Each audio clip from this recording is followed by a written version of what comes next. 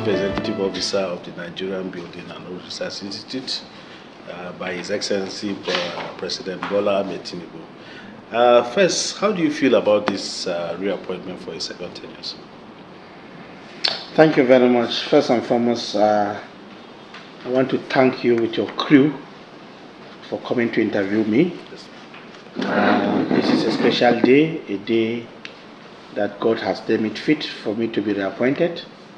Let me use this opportunity to appreciate the President and Commander-in-Chief of the Armed Forces, President Bola Ahmed Tinubu, to have found me worthy to appoint me as the DG, so Chief Executive Officer of Nigerian Building and Road Research Institute. I give God the glory again for yet another opportunity to serve. This is an opportunity to serve my fatherland, which is my country, Nigeria. In line with your question, excuse me, I feel very happy because it gives you the opportunity of knowing that what you are doing at the beginning is being appreciated. It gives you the opportunity to know that what you are doing, it is in line with what the mandate of the institute is all about. For someone to come and tell you that come and continue what you are doing, it simply means that he's impressed with what you are doing, giving you an opportunity to continue. So naturally, as a human being, I'll feel very happy and equally have the opportunity to continue the good things that I'm doing and at the same time to even improve on what I'm doing. So basically, as a human being, you feel very happy because it shows that what you are doing is appreciated, what you are doing is good, and there's always room for improvement. Okay. Prof, talking about building and all of that, you've had a lot of achievements in your first tenure. Now, what are the new initiatives you will introduce in the second tenure? Achievement is relative depending on how you look at it. When one comes to an office, he comes with, there's a mandate for you to work towards achieving. There is method you use in achieving. At the same time, there is the get away, the points you get after putting in some effort. So all these things matters a lot to get the end result. I came in, I had 4 cardinal points that were my objective. One, I wanted Nbrri to become the best research agency in the country. And the best research has to do with investigation in line with our mandate. What do we do as a research institute? How do we improve? How do we make it viable? The next thing is I want to improve on the facilities of Nbrri. Facilities, it can be road infrastructure, it can be building, it can be office equipment, facilities at disposal of the staff. The third cardinal point is the issue of training. I would like to add value, capacity building of my staff. Training on the job, training in form of acquiring additional qualification. And the last but not the least is in terms of welfare. I want to see my staff putting on smiles. I want to see them look good. I want to see them in good clothes. I want to see them eating good food. And I want to see them putting in their best in terms of their workplace. And you agree with me in all these 4 cardinal points. I don't want to assess myself, but for people to assess me from afar, they will obviously tell you that there has been a tremendous improvement from where it was before. In terms of training, quite a number of staff have gone on to train in terms of facilities. We had a lot of number of PhDs that have graduated, a lot of MSc, a lot of PhD on training, a lot of MSc on training, and most importantly, on the job training, there is no week that comes and goes without one department holding one training or the other. In training, we can say we have done well. In terms of investigation and laboratory equipment, we are one of the best in terms of equipment. We've acquired quite a lot of equipment from Italy, from Germany, and just of a recent, there was a program where universities are given some equipment based on intervention. So you can see basically if you are to assess us based on the 4 cardinal points, you tell us that we have done well. What we are bringing on the table again is to improve on these 4 cardinal points. We want to see a situation whereby the welfare has gone beyond the palliatives. We want to see welfare, people owning their houses. We have set up a committee now to look at the possibility of staff to to get their house before retirement. Wow. Using Nbrri technology. We cannot be experts in building and our staff will be hungry for building. We want to see how we can assist our staff to get a building in area of their choice. They choose a particular state, without work towards acquiring the land, then we help them with the technology of acquiring a building. It's a gradual process, but we'll be there before the staff will end up putting 35 years in service. Another area which we intend to do is to see how some of our colleagues that the issue of transportation has been a real problem. In the headquarters we are trying, because there's no routes in the headquarters that there is no vehicle that aided staff in use of transportation. But some states are not really enjoying this welfare. We want to see to it that other states that are not enjoying this welfare, buses are acquired and buses are supposed to be made available for them to enjoy some of the facilities we are enjoying at the headquarters. We equally want to improve on the training. A manual guideline has just come up where staff that are on training are supposed to be given full package of training, from your school fees to your tuition fee to your field work to your journal to your practical to your project fee. Everything that has to do with your studies, the institute will pay 100% to give you full package as far as welfare is concerned. And at the same time, we want to see how best we can make facilities available for you to use. In the offices, we want everything to be comfortable for us to get the best from you. We want Nbrri. If you are leaving the office, we want the office to be more comfortable than your houses, than your homes, so that you'll be itching to come back to the office rather than going home during closing time. So those are the things we are trying to bring up to the table so that we get the best from staff. Since we itch to go back to school too, sir. Sir, you talked about one of your cardinal points, which is making Nbrri the best research agency, if Nigeria, if not in the world. What are the strategies you want to adopt to enhance R&D in Nbrri, and how will you foster that collaboration that we have between the stakeholders and the academias? You see, initially what we go into is a blind research where people make up to come up with research and bring out journal publication. But that approach, we want to say no to that approach. Okay. We want to use what we call bottom-top approach, where a market for something will be identified first, then we carry out research in line with that market. For instance, now, we might decide to have a good MOU with an industry. An industry that uses social raw materials as their main work, what they are doing. When we identify your problem as an end user, then we'll carry out research in line with your product. So we need not to start looking for the market of the end product, because we have started from the fact that this is the end product, this is your need, this is the area of need, this is what you want. Then we can carry out the research based on your need.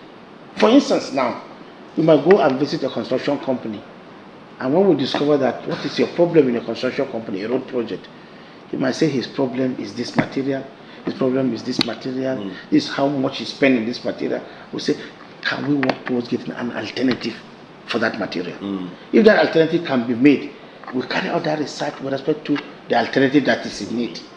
Once it is made available, you discover that there is no need for market because you know where your end product is.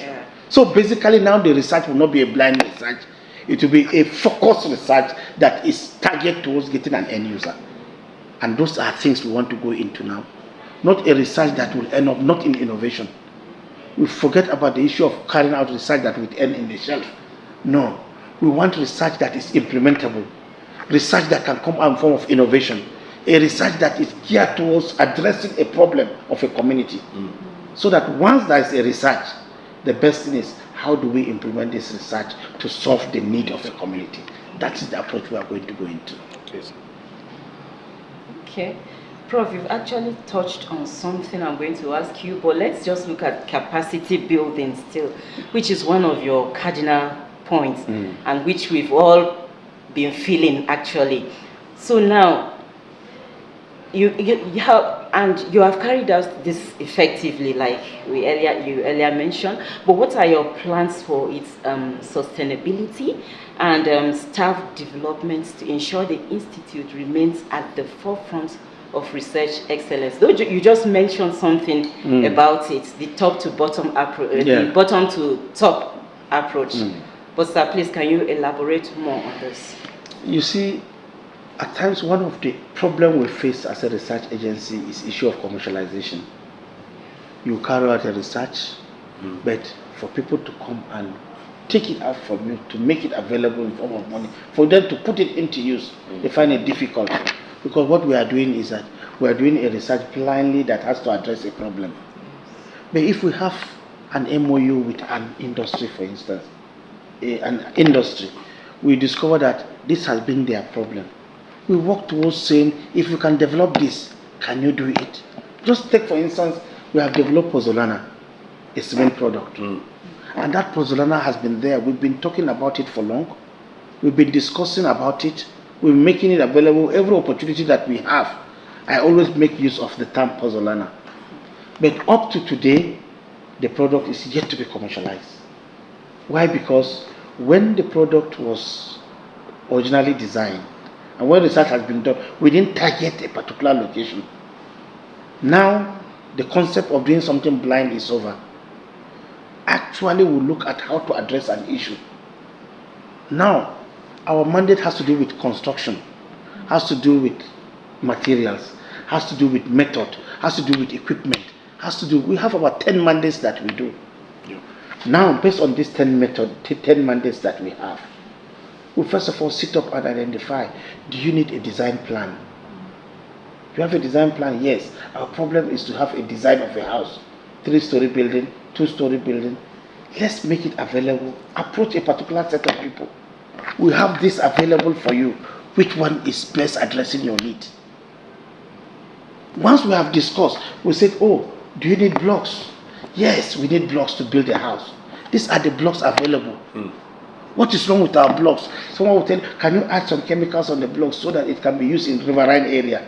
We'll start carrying out research to do with riverine area. We bring out a research, a product that best suited in line with the need of the person that is looking for it.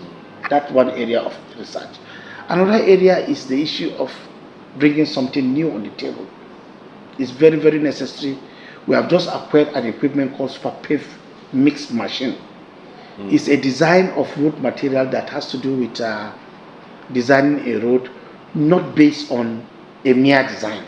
Now, for instance, there is a procedure called Marshall Mix Design. Marshall Mix Design is a general concept of road design using asphalt.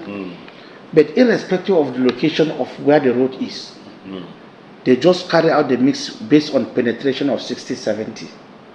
But today, we want to bring out a design that has to consider the weather, the peculiarity of where the location of the road is. If the road is in a location where there is hot temperature, the mixed proportion should take care of the weather condition of where the road is to be located. If it is a road that has to do with high traffic loading, when I mean HP loading, we are heavy trucks. You need to consider the type of trucks or load that will be flowing that road. But what we do now, we don't consider different types of truck. If you do a road, any truck will pass on top, because the road is designed in such a way that it does not take into peculiar reference on the type of flow, the condition of the road, the weather, and all other things. But now, Nbrri has come up with Super Pave Mix Design. This is the only country, this is the only agency that has this type of equipment in Nigeria. We have it now. We just commissioned it last 2 weeks. The minister came and commissioned it. So Nbrri will be coming up with quite a lot of things on the table that has to do with new method of design. And I'm sure the academia will be filling this place. FCT will be here. Even Julius Berger will come here to come and learn part of what we do as far as issue of research is concerned. Sorry, Prof, just as a follow-up, you talked about the Super Pave, which is what is going to be a breakthrough for us. I remember we went to FEMA and you discussed something. Are we going to be working with sister agencies or ministries that have similar visions? Yes, in terms of research, collaboration is a very effective tool. When you collaborate, you get the best. It goes to tell you that you are not hiding anything.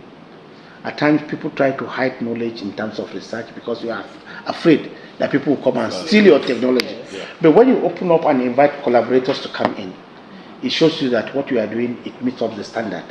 People will know that what you are doing is right. Relevant stakeholders are supposed to be available when you are doing things, because they are the people that will put what we are going to do into practice. We have to bring ASCA into consideration. We have to bring FEMA. We have to bring people selling bitumen. We have to bring people mixing asphalt. All the construction company has to be on the same page. When you come up with a new system of doing things, they should be able to castigate, instigate, investigate, and come up with logical conclusion. So basically, we are not afraid. We are going to bring up stakeholders that are relevant in those fields so that we can work together, and they will have an avenue to test whether what we have done is right or wrong. As we begin to round up, I won't be forgiving if I don't ask this question from my constituency, and that's the media. They have been asking how they can come in to create awareness of what Nbrri is doing. They want to do more. I just want you to give us that assurance that in your second tenure, you will engage the media more, even as you propagate the achievements and what we are doing in the Nbrri, sir. Nbrri has always been a friend to the media. There is no program that we do that the media are not there. Yeah. And so sometimes I quarrel when the publicity is not well felt. I want to assure you that the second tenure, we're going to work with the media. I've directed a director, PIT, to come up with 2 or 3 budget lines additional to cater for the media in second tenure. So we are ready to move with the media so that the good things Nbrri is doing should be publicized for people to know and for people to patronize us. Media will always be a friend of the institute. Okay, sir. Sorry, before there's a question we skipped, sir. Sorry. No problem. It's about the well-being of Nbrri in general. Nbrri staff. Sir, you've actually been very, very outstanding in this aspect. And honestly, we give a very big kudos to you. But sir, in this second tenure, I bet Nbrri staff will be eager. What do you have in store for us? House. Okay. Yes. You see, palliatives have been going on in different forms. Palliatives in terms of visit to sites, palliative in terms of M&E, palliatives in terms of constituency projects from time to time, palliatives that come in form of funds for assistance, palliatives in form of vehicles to take them to their respective houses. Just as we have, there is no routes now in Abuja that you don't have a bus that takes them home and bring them back. All these are areas of welfare. But one thing that we are not doing, we cannot be bragging that we carry out investigation in terms of building materials, and our staff don't have buildings they can call their own.